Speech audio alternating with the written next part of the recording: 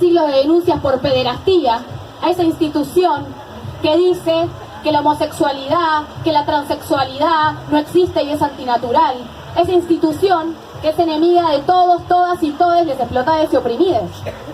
Prefirieron que primero esa institución, que las palabras del propio Papa Bergoglio, dice que hacerse un aborto es lo mismo, y lo tengo acá anotado porque es terrible, que contratar un sicario para resolver un problema, y que hay que dignificar a las madres jóvenes. Es decir, mientras nos dicen asesinas, además salen a defender la violación de niñas.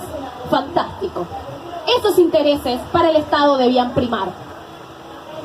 Nos dicen entonces que tenemos que bajar nuestros pañuelos, que no podemos pelear, pero esta marea verde sigue viva, está acá, la estamos viendo en este encuentro. Fue enorme el 8 de marzo.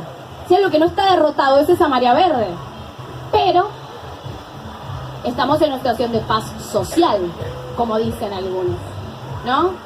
Esa paz social instalada por las elecciones, construida y defendida por todos los políticos y políticas del régimen, por todos esos funcionarios y candidatos y candidatas que prefieren que nada se desborde, que nada se desmadre, que nada salga de los márgenes, ¿sí? Y en esa paz social, la iglesia gana peso, obvio, gana peso. Hace unos días se reunió la conferencia, un mes más o menos, la conferencia episcopal. La conferencia episcopal es como una especie de congreso de las autoridades de la Iglesia Católica, ¿no? Se reúnen obispos, arzobispos, cardenales, toda esa gente hermosa. Bueno, la conferencia episcopal se reunió hace un mes y sacó un documento, pueden leer la nota, pues escribí una nota, un documento de 20 páginas que básicamente lo que hace es arremeter contra toda esa marea verde. Porque si es lo que ellos tienen claro, y que lamentablemente algunos sectores del movimiento feminista no tienen tan claro, ¿sí? Es que esto es la guerra. Es la guerra política, es la guerra ideológica, es la guerra por los derechos. O avanzamos nosotros o avanzan ellos. Y ellos lo tienen recontra claro, recontra claro. Y ese documento, por supuesto, estaba todo construido alrededor de la negativa al aborto legal, citando obviamente al Papa 300 millones de veces para darle 200 millones de argumentos de derecha al respecto del asunto.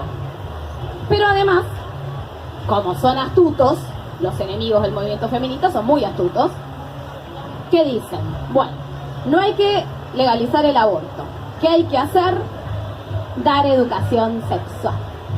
Bárbaro, bravo, dar educación sexual. Genial. Yo me pregunto, les pregunto a ustedes, ¿quiénes tuvieron educación sexual en todas sus instancias educativas? Me pregunto, por ejemplo, si tuvieron educación sexual en el jardín, en la primaria, en la universidad, en la secundaria. ¿Hay educación sexual en las escuelas? ¿Qué opinan? Ok. Bueno, voy a hacer polémica.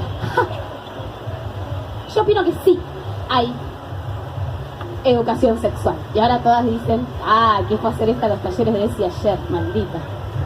Bueno, yo opino que hay educación sexual, y que opino que hay una educación sexual reaccionaria, de derecha, una educación sexual antiderecho, una educación sexual que es contraria a las necesidades, a los deseos y a las posibilidades de las niñas, de los adolescentes.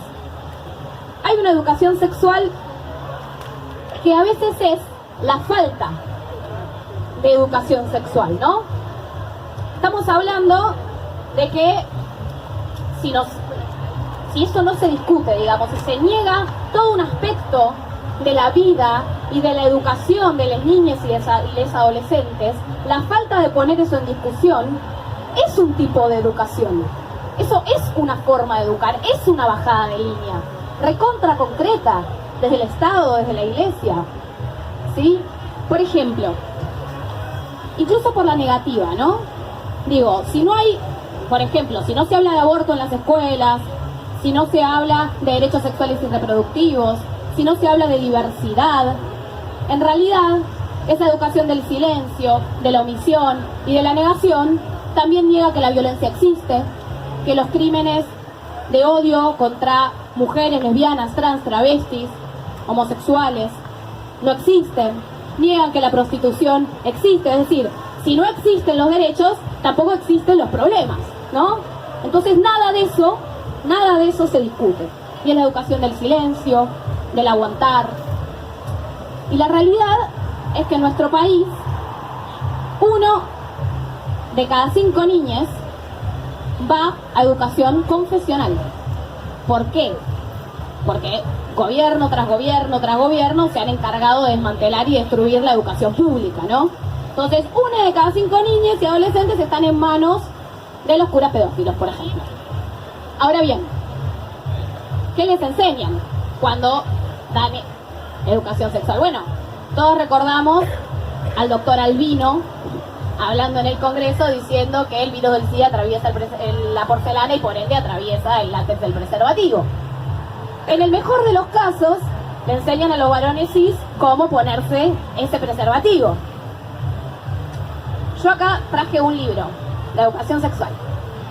Se llama Educación sexual en el aula, guía teórica y actividades prácticas para docentes. Además de tener un diseño gráfico precioso, fue escrito por una señora que se llama María Inés Frank. María Inés Frank, según el propio libro, es licenciada en Ciencias Políticas y Relaciones Internacionales y doctorada en Sociología por la Universidad Católica Argentina. Bueno, en la UCA tiene un montón de cargos la señora, ¿sí? Además es secretaria ejecutiva de la Comisión Episcopal de Educación Católica, pero además de eso, que ya es bastante como para que haya escrito este libro, la señora fue miembro de la Comisión Asesora del Ministerio de Educación, Ciencia y Tecnología de la Nación para la implementación de la Ley Nacional 26.150, Programa Nacional de Educación Sexual Integral. Es decir, evidentemente son más de 1 de cada 5 niñas los que reciben esa educación sexual. Vamos a ver 2 cosas que dice este libro, es muy sencillo. En el apartado de diversidad, ¿qué dice la señora de la diversidad? Reconocer la diversidad a partir de la alimentación y promover el respeto por las distintas costumbres. Wow. Es lo mismo comer papa y batata que ser trans para esta señora, ¿no? Bueno, evidentemente sí. ¿Qué dice, por ejemplo, de la anticoncepción? Eso es fantástico. ¿Qué dice la señora? Que en Estados Unidos, y no lo encuentro porque así me iba a salir la cosa, que en Estados Unidos hay menos abortos y embarazos precoces, 2 puntos, la abstinencia funciona. Es decir, en contra de los métodos anticonceptivos. Esa es la educación sexual que cuando se da, existe. Bueno, por supuesto que hay cantidad de niñas, adolescentes, docentes que tratan de pelear contra eso, y van y hacen charlas, y van y buscan material, y pelean contra corriente, y se pelean con directivos, y se pelean con supervisores y supervisoras, y tratan... Me han llevado a mí a dar charlas de educación sexual, no soy docente, o sea, tipo, claro, o sea, eso. Los pibes quieren educación sexual. Hay un montón de docentes que también, a pesar de que a veces no pueden darla. El problema es que mientras eso se pelea y surge y se intenta, y es verdad que es un terreno de batalla la escuela, es un recontra terreno de batalla, pero hay que decir también que el terreno de batalla definitivo, el que puede llevar una educación sexual laica, científica, feminista, que pelee contra esos antiderechos, es la calle. Es la que puede garantizar una nueva ley de educación sexual que no esté escrita por esta señora. Porque no puede estar escrita por esta señora. Ese es el problema. Ese es el problema. Claro. El año pasado se filtró un audio de WhatsApp de una madre que escribía al grupo de mamis y papis de su escuela, la que llevaba a sus hijos, porque había una docente que quería dar ESI. Era de estas que tratan de hacer cosas donde no las hay. La llevaba a una escuela católica, por supuesto. Y con una voz muy de cheta, digna de Macri en sus discursos, le voy a leer porque es fantástico. Decía lo siguiente: el día de mañana puede venir una drag queen, puede venir un travesti a instruir a las chicas en los contenidos de esa ley. la ideología de género es algo muy pernicioso para la mente de los chicos. Se les va a enseñar desde que son muy chiquititos que pueden y tienen derecho a indagar en su sexualidad y lo que son realmente, que pueden dejar de lado los atavismos culturales que sus padres les han enseñado y experimentar lo que quieren ser. Tal cual, señora, dale, o sea, esa es la ley de educación sexual que queremos y esa es la educación sexual que no hay. Es tal cual lo dice la derechista esta. ¿Sí?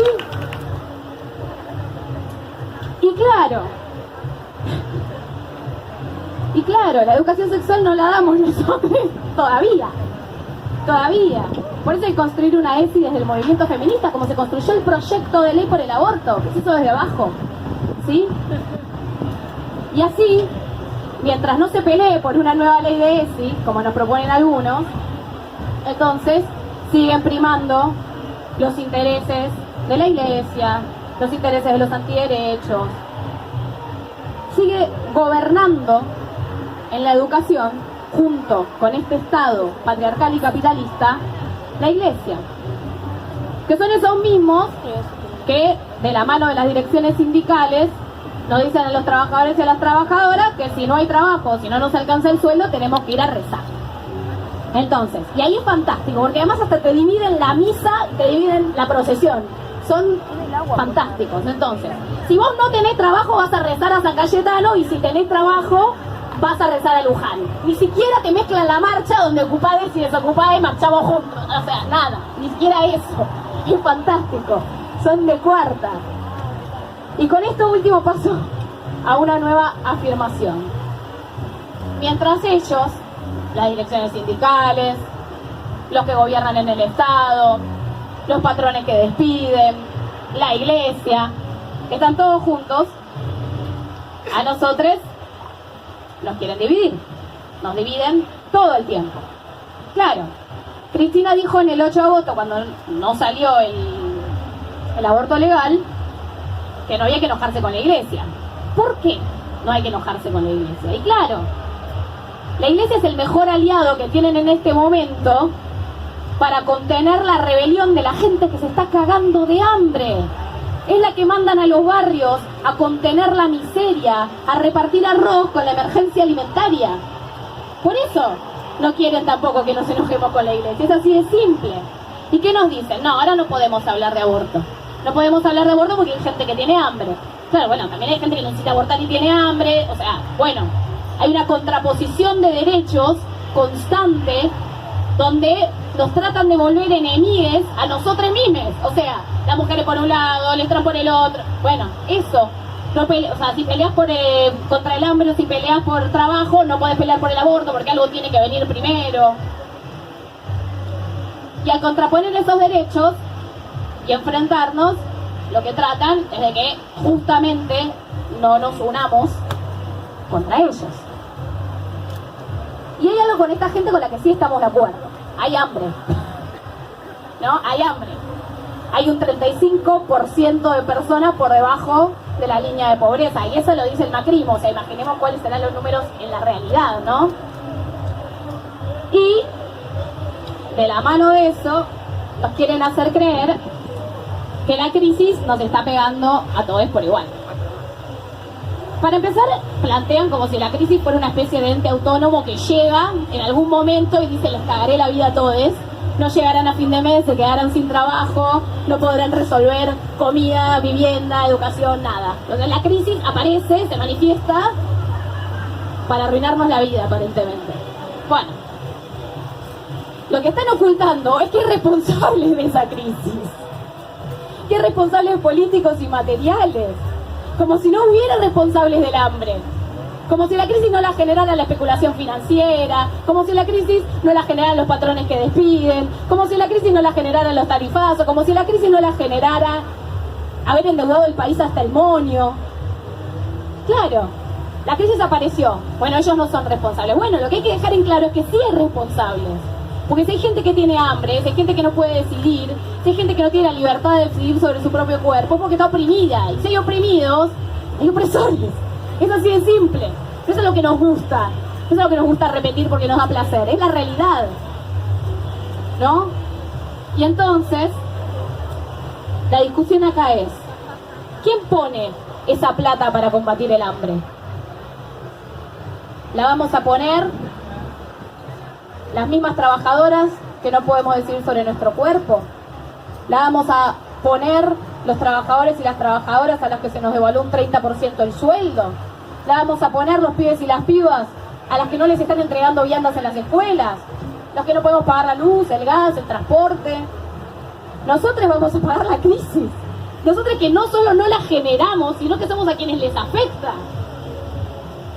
Bueno, estamos todos de acuerdo en que esto es lo que propone Macri, por ejemplo. El problema es que también es lo que propone el kirchnerismo. Cuando hace un par de semanas falleció laburando un trabajador de Aeroparque, los pilotos salieron a hacer paro. ¿Y qué hizo el futuro presidente? Como si ya fuera presidente, pero el futuro presidente lo llamó al dirigente sindical de los pilotos a su casa, lo tuvo 3 horas en la casa diciéndole no hagas paro, no hagas paro, no hagas paro, no hagas paro, no hagas paro, y el señor fue, hizo la tarea y levantó el paro.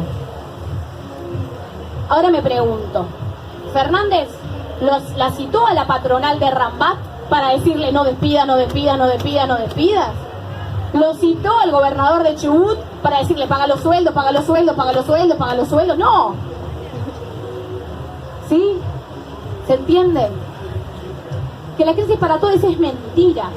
La disparada del dólar, que nos arruinó el poder adquisitivo a los trabajadores, a la patronal de hecho le vino bárbara. En particular a la patronal agraria, que por cada dólar que ganan exportando la soja transgénica a la que se dedican, dejan 4 pesos en el Estado. Y esos 4 pesos después se los lleva el FMI, es decir, un negoción. Entonces nos encontramos en una situación en la cual después a nosotros vamos al supermercado, nos venden la leche, el pan, la verdura, la carne, todo a precio de exportación, porque es lo que produce este país, ¿no?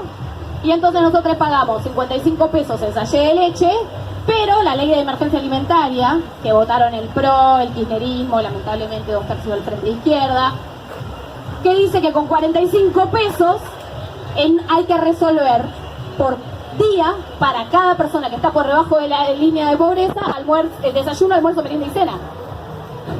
¿Qué es lo que sale un sachet de leche? Más o menos. Entonces, mientras condenan al 30% del país al hambre, al otro 60% a temer perder el trabajo y pasar a engrosar esas filas de los que pasamos hambre, que no llegamos a pagar los servicios, que no llegamos a pagar el alquiler. Bueno, mientras tanto ellos se la llevan en pala, literalmente. Y ellos también son los antiderechos. Vulneran el derecho a la salud, a la comida, a la vivienda, a la educación. Ellos también son antiderechos. Seguramente ya han visto esa foto que es muy terrible, que es una piba que tendrá, no sé, más o menos mi edad, trabaja para Rappi o Pedido Ya, algo de eso, y está en la bicicleta con la beba colgada en la mochilita, yendo a laburar, pedaleando por la capital federal. Bueno, poniendo en riesgo su vida, la de la nena.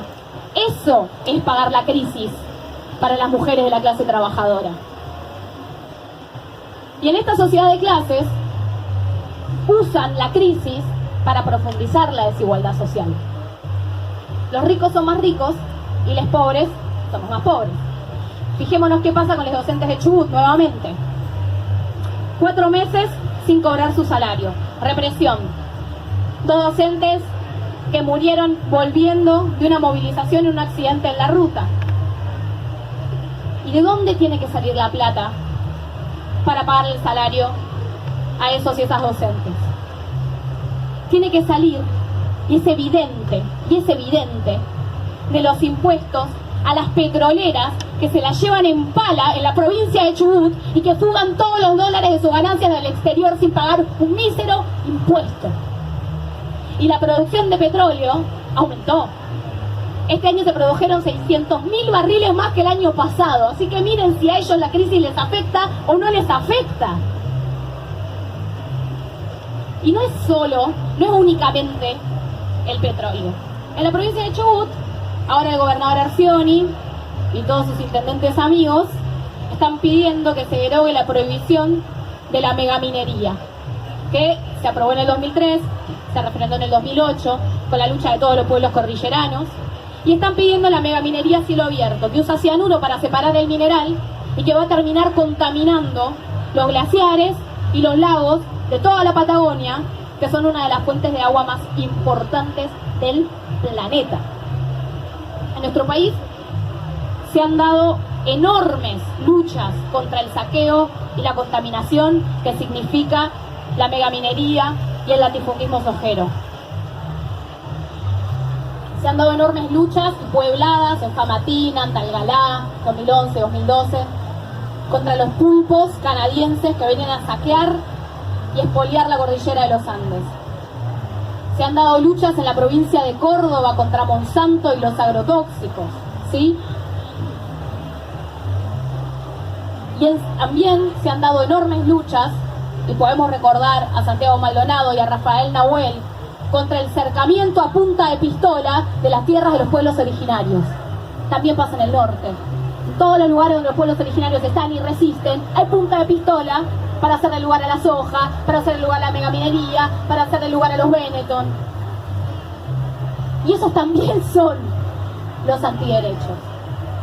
Se llenan las cuentas bancarias de dólares y nosotros mientras tanto no sabemos cuánto hace falta, cuánto tiempo nos queda antes de que se inunde el planeta, antes de que vuelva la malaria, antes de que vuelvan las enfermedades, las mutaciones y toda la mierda que sabemos que significa el cambio climático. ¿Cómo se atreven? Dijo Greta Thunberg, no sé si me sale bien el apellido. Se lo dijo a los líderes del mundo, se lo dijo a Trump, se lo dijo a todos esos antiderechos que estaban en la ONU, ¿sí? Y que posaban de comprometidos con el medio ambiente. Trump, que había dicho el año anterior que el cambio climático no existía, por ejemplo. Y Greta, muy valientemente, les respondió: ellos solo hablan de dinero y nosotros nos vemos en las calles. Y nos vimos en las calles, o no que nos vimos en las calles. En todo el mundo, hubo movilizaciones masivas. En algunos países más, en otros menos. Pero fue una verdadera marcha mundial contra toda esta barbarie que está atravesando el planeta. Y en particular hay una palabrita muy interesante que acá no llegó tanto, pero era huelga. Huelga. Si producen de esa forma, no producen.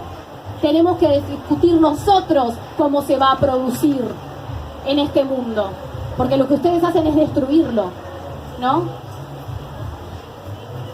Y en esas movilizaciones, además de la palabra huelga, apareció una nueva generación. Esa misma generación que es la de la Marea Verde. Yo antes decía la palabra historia. Está recomenzando la historia. Está bastante más libre de derrotas y de errores del pasado. Y sale a pelear.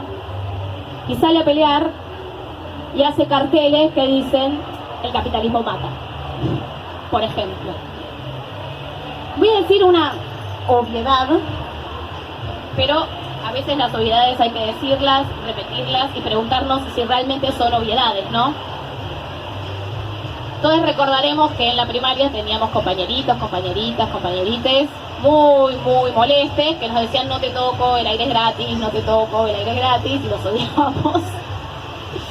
Pero es verdad, el aire es gratis en principio, ¿no? No pagamos por respirar y es un recurso renovable. Veremos cuál renovable es y si siguen incendiando el Amazonas, por ejemplo, porque el aire es renovable gracias a que hay bosques y selvas que garantizan que ese aire sea renovable, ¿no? Por ejemplo. Pero en esta sociedad de clases que vive de la explotación del trabajo humano, que vive de destruir todo lo que nos rodea, básicamente, en esta sociedad está tan naturalizada la propiedad privada, que así como a todos nos parece una obviedad que no se paga por respirar, no a todo el mundo le parece una obviedad que no se paga por comer, que es igual de necesario que respirar, o por tener una tierra que habitar, ¿no? O sea, ¿quién decretó, quién dijo que esto es de este señor, que esto es de los Benetton, que esto es de los Ojero, que hay que incendiar el Amazonas para hacerle lugar a la soja. Si los que habitamos la tierra somos todos nosotros, por ejemplo. Y ahí son esos mismos que promueven, que defienden a rajatabla, a punta de pistola, incendiando hectáreas, la propiedad privada, tienen el descaro, y por eso Greta les dice cómo se atreven, de decirnos que el problema es que nosotros no separamos la basura en 2 bolsitas. Claro, para explotar mejor al cartonero una vez que estén separadas, o sea, no, por ejemplo. Nosotros les contestamos, de la mano de Greta, a todos esos antiderechos, a esos líderes del mundo, a esos reaccionarios, que lo que hay que cuestionar, perfecto, bueno, separemos la basura en 2 bolsitas, pero lo que hay que cuestionar es a los laboratorios que hacen las semillas transgénicas, lo que hay que cuestionar es a los que vienen y hacen volar la cordillera de los Andes, a los que vienen y llenan de mercurio y de cianuro el agua potable. A esos hay que cuestionar, a los que garantizan que el planeta se esté yendo a la bosta. A esos hay que cuestionar. Y por esas mismas políticas de falso ecologismo, después aparecen esos reaccionarios que en la marcha del otro día en Capital Federal, y habrán visto la foto, en vez de ir contra los dueños de las vacas, fueron contra la pobre señora que estaba vendiendo choripanes. Esos reaccionarios no nacen del suelo, no brotan, no nacen idiotas y se vuelven de derecha del suelo. Hay discursos, hay políticas de los estados capitalistas, de la ONU, de las organizaciones que son del poder y que tienen el poder.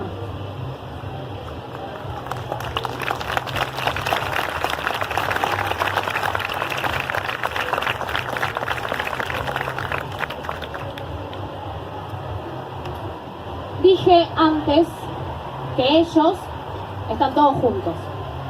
Si no, miremos el caso de Bolsonaro. Reaccionarios si los hay.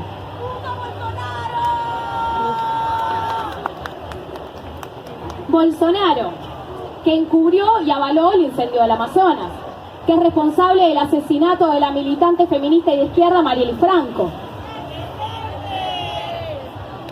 que gobierna de la mano de las iglesias evangélicas y persigue al colectivo LGTBI. Están todos juntos. Que es responsable del ajuste brutal que también se está llevando a cabo en Brasil. Miremos en nuestro país a nuestros políticos burgueses, los que perpetúan el saqueo y la expoliación de nuestro suelo para que los empresarios se llenen los bolsillos. Y mientras nos dicen a nosotros que tenemos que hacer un esfuerzo para salir de la crisis. Esos mismos políticos que nos llevan el derecho a decidir para que el Papa los ayude a contener la rabia, la ira que genera la falta de trabajo, que genera el hambre, que genera la falta de futuro. Esos mismos que no se reúnen con la patronal de Rambat para decirles que no despidan. De verdad, yo me pregunto, o sea, sinceramente, ¿de verdad le están pidiendo un esfuerzo a los 15 millones de personas que no comen? ¿Cómo se le puede pedir un esfuerzo a los 15 millones de personas que no comen? ¿De verdad le piden un esfuerzo a la juventud precarizada que no puede pagar el alquiler, que tiene que elegir entre si trabajar o estudiar? ¿A la piba de Rappi que va a laburar con su beba en la bicicleta? ¿Le están pidiendo un esfuerzo? ¿Le piden un esfuerzo a las pibas que se mueren por abortos clandestinos? ¿A las personas gestantes que se mueren por abortos clandestinos, que no reciben la educación sexual que se merecen? Eso decía ayer una compañera secundaria en el taller de ESI. Yo tuve algo de educación sexual, pero no la que merezco. Y es re concreto. Y es re concreto. A nosotros nos piden el esfuerzo y la verdad, parafraseando a Greta, ¿cómo carajo se atreven? ¿Cómo carajo se atreven?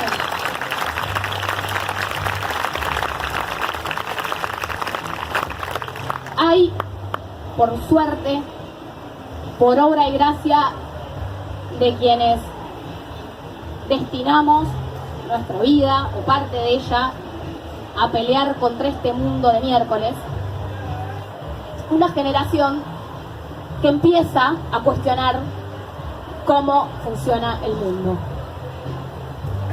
Sale a las calles contra el combustible fósil, motor del capitaloceno, destructor del medio ambiente, para evitar que se derrita el Polo Norte y se inunde el planeta. Sale a las calles por la legalización del aborto, por la educación sexual, por los derechos y el derecho al trabajo de los trans y les travestis, por todos los derechos del colectivo LGBT. Sale a las calles contra el hambre, y voy a pedir un aplauso para el pueblo de Ecuador, que está peleando contra el Fondo Monetario Internacional.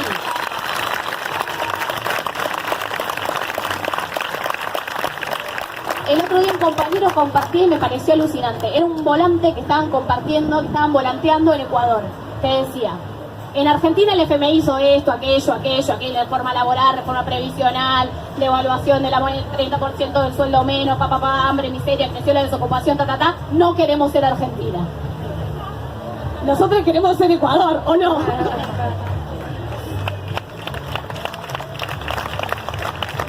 Y después están todos esos que pérfidamente nos vienen a decir: claro, tu lucha está muy bien, sí, ni una menos. Claro, tu lucha está muy bien, en algún momento el aborto será ley, claro. Sí, no se puede vivir así, es verdad. O todas o algunas de tus luchas están bien. Ahora, claro, no todas las luchas a la vez, madre mía. Claro, era lo que decía antes, bueno, si hay hambre no se puede pelear por el derecho al aborto. Bueno, lo del cambio climático es verdad, es importante, pero ese es un problema que tienen en Europa. Greta es sueca, es rubia. Entonces, no te alcanza el sueldo, bueno, pero pensá que hay gente que no tiene ni sueldo. Y así la cosa, diluden, dividen, aplastan, contienen, retrasan, posponen, que esperemos, que aguantemos. En algún momento se resolverá.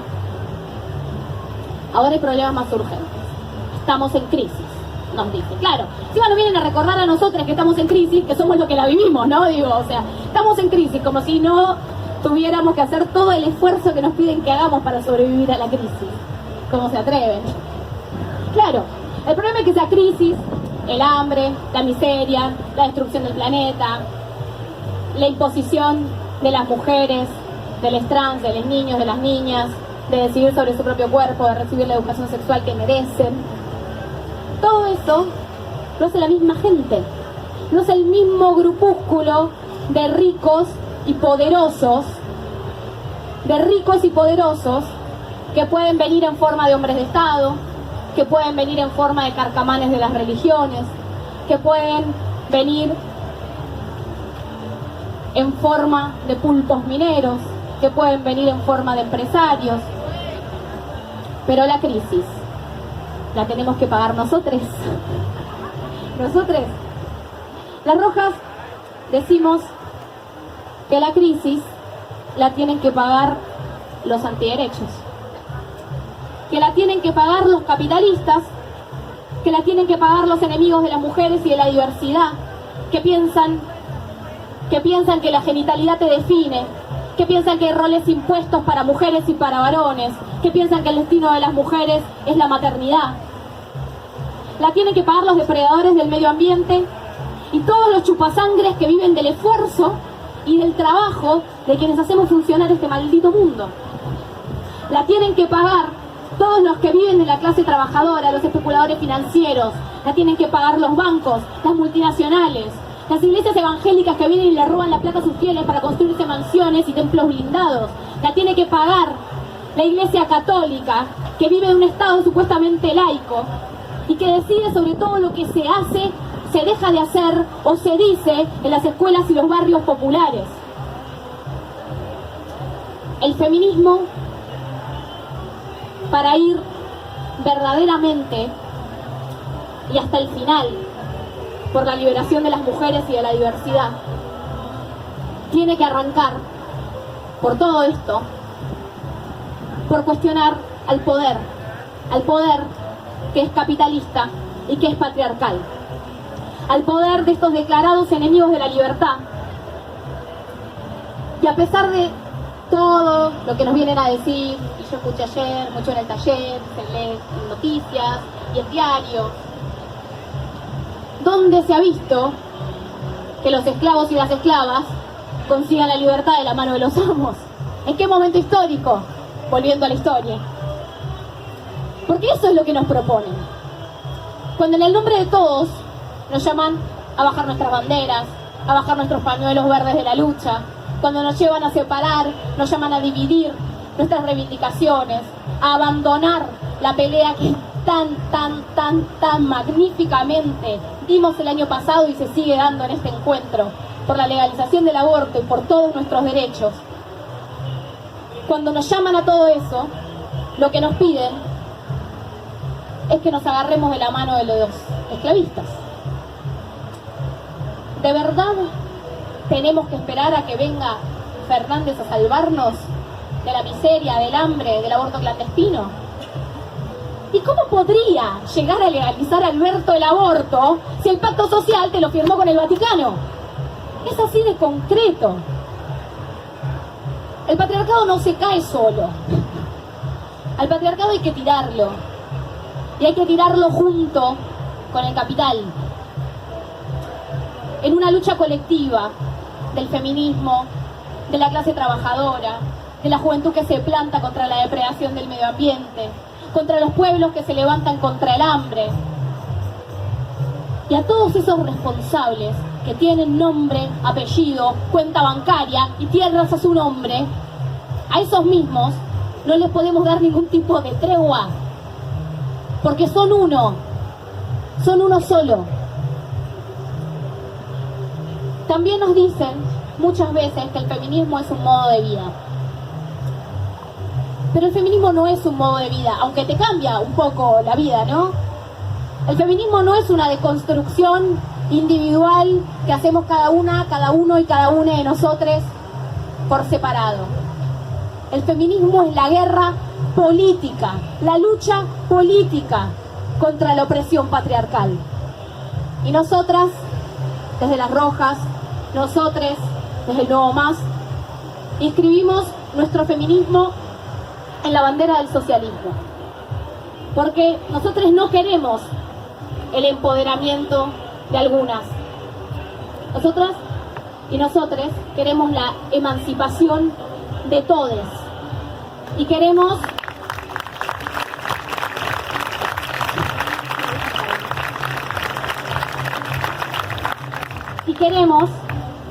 construir un mundo nuevo donde la opresión, la explotación, la barbarie, la miseria, el hambre, la desigualdad, la misoginia no sean la moneda corriente. Queremos un mundo nuevo, queremos un mundo donde todas y todos podamos ser libres de elegir nuestro destino, de cuidar lo que tenemos alrededor, que es nuestro planeta, de decidir cómo miércoles se produce, de organizarnos nosotros, porque no tiene por qué venir ninguno de esos antiderechos a gobernarnos a nosotros. A eso venimos a este encuentro y por eso peleamos todos los días. Gracias.